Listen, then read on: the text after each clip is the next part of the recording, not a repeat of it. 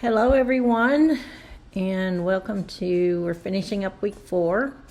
I've had a couple of you ask about feedback and how I give feedback, and in the assignment that I'm going to talk about today, Module 1, Lesson 3, there were some really good examples of feedback. One of the ones they talked about was giving like general feedback for the entire class, and then having the writers use that information.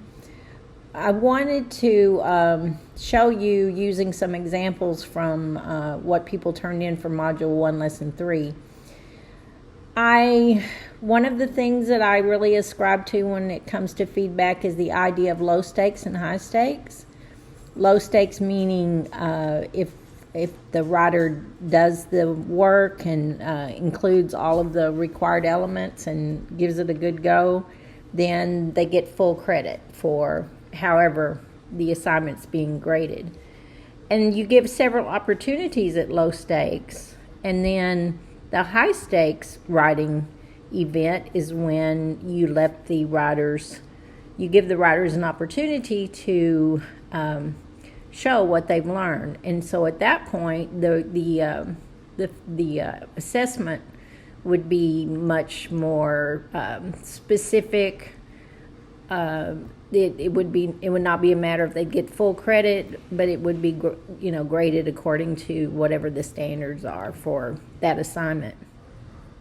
So a lot of what we do in here will be low stakes. So I give full credit for most assignments unless you just have left something out or you haven't done something. Now, that doesn't mean you shouldn't try. I mean, whatever you post as an assignment should, address the assignment and should contribute to what we're doing in the class. You're part of your assignments that you post are part of the discussion we have in the class.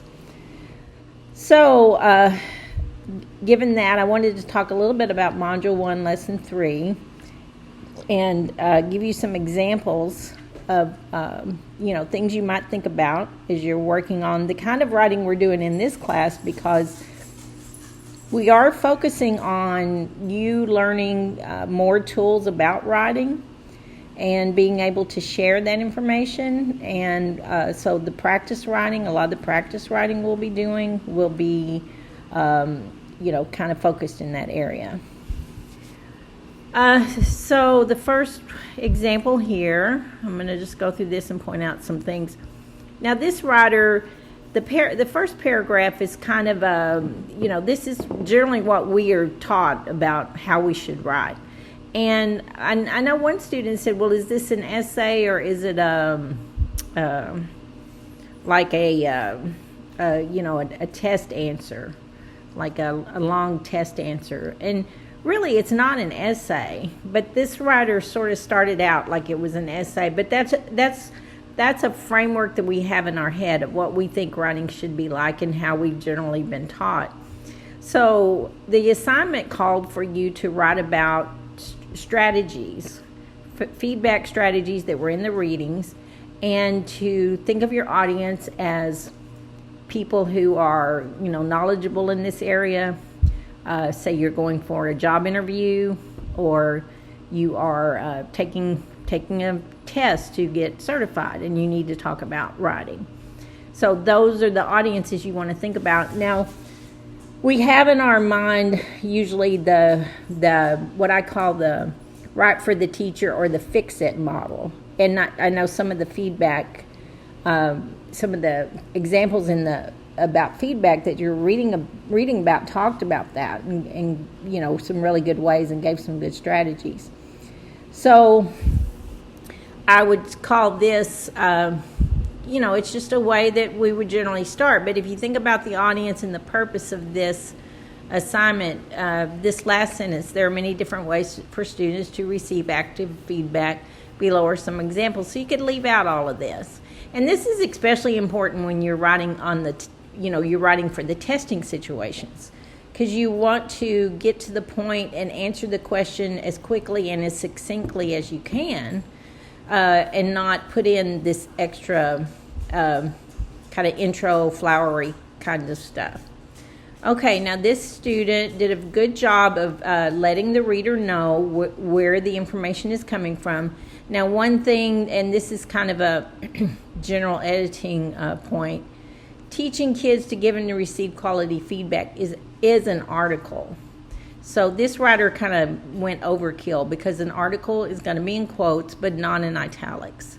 Down here, the book, Writing Spaces, Readings on Writing, is correct, but it's correct in italics, but it should not have the parentheses. And then reflective writing in the revision process, what were you thinking, is actually a chapter. It's not an essay, and that should be in quotes but not italicized. So, I mean, those are things that you might get points taken off for on a standardized test, or when you're talking in a job interview. You need to be able to say whether what you're talking about was a book or an article. Okay, but I think this reader does a good job. One strategy, assign pairs. Now, as a reader, because one of the things we want to focus on as writers is giving the information so it makes sense to our readers. And I think in this example, this writer doesn't really answer all the questions a reader would have. So like when I read through here, Tuitt explains this strategy came from another teacher, and that's good information.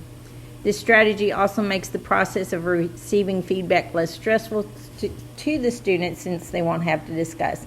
That makes sense, but really, I don't know much about the strategy.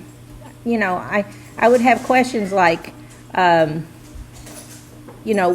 do the students do? What do the writers do when they get into pairs? At what stage of the writing process does this happen? So a little bit more about what this strategy would look like. So the writer kind of named the strategy and said a little bit about why it's good, why it's helpful, but as a reader, I would want to know a little bit more.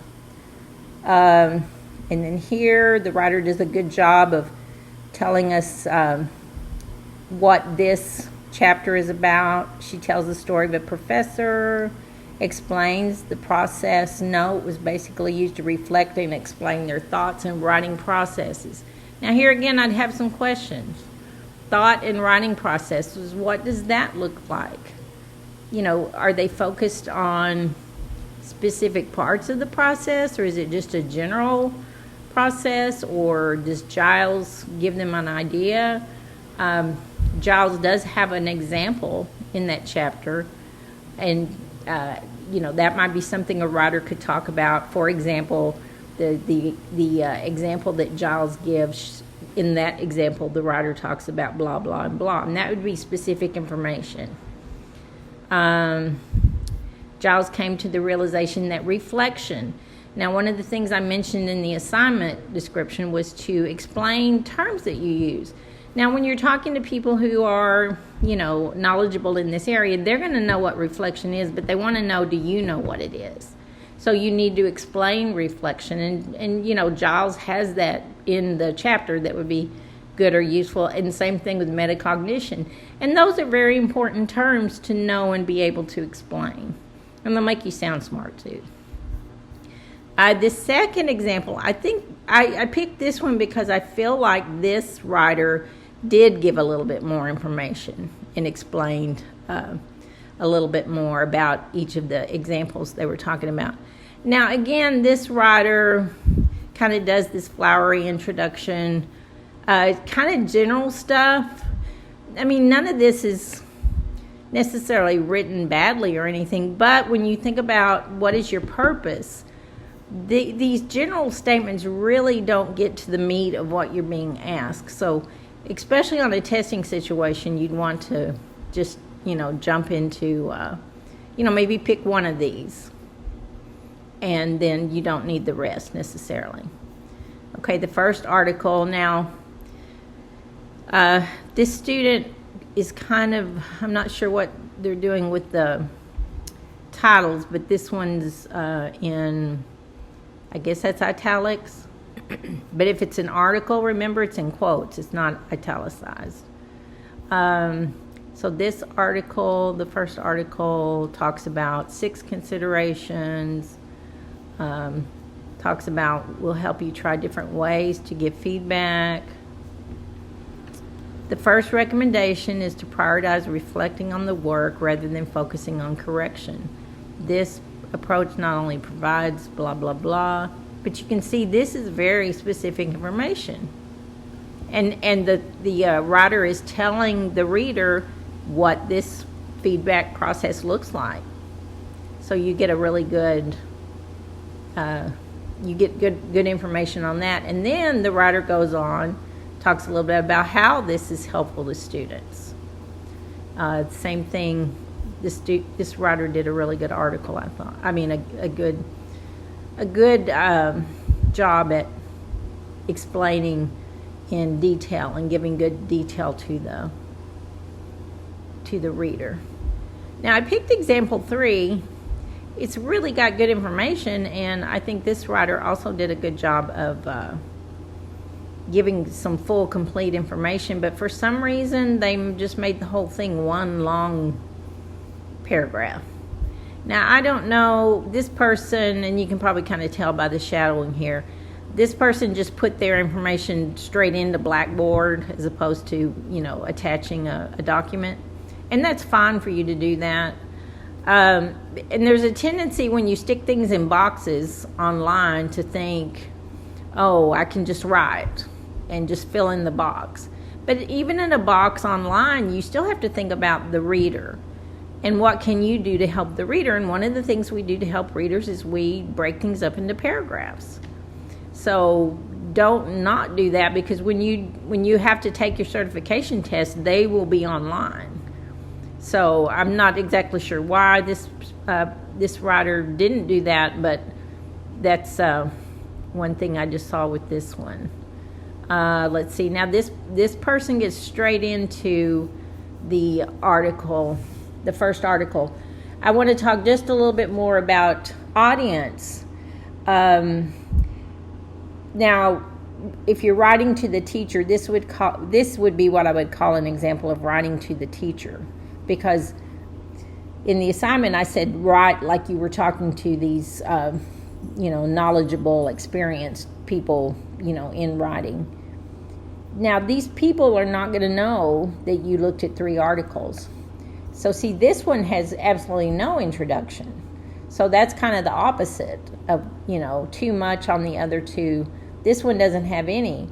So you do need to give some context to the reader that you're going to be talking about strategies for giving feedback, and you're going to be talking about 3 specific examples, and introduce it in that way, in some format, so that the reader knows. Let's see, but I think this writer did pretty good job. Let's see. A teacher can also model the idea and response step for the students to see and hear while prompting deeper engagement. A teacher can provide the framework of sentence starters. See, that's a lot of good specific information. Okay. In Moving Writers, in Pursuit of Meaningful Feedback, author Tricia Ebarvia. And see, this student did the article correctly. See, it's got the the quotation marks, and it's not in italics. So the reader knows where this information came from. Suggest the teacher use the same 6 straight general rubric for feedback.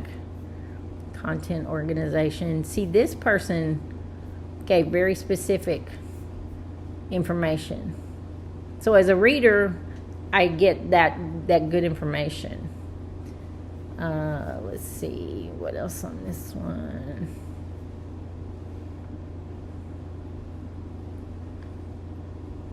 And see, going back to the first example, when I was saying that writer could give more information, you can see here, because this is about the Giles chapter as well. As the teacher gives instructions for paragraph 1, which is on intentions, the student is to write what effect they want their writing to have on the reader. The teacher gives the instructions to describe, blah, blah, blah, blah. See, in the first example, I knew that there was a reflection that was written, but I really, as a reader, didn't have much specific idea as to how, what that would look like, any of the specifics about it. And here we do get a little bit more about that. So anyway, I think I gave full credit pretty much for this first assignment. I wanted you guys to have some context about feedback, because we're going to be talking a lot about that, and we're going to be doing more of that, and we're going to be working more with the Giles chapter on our next lesson.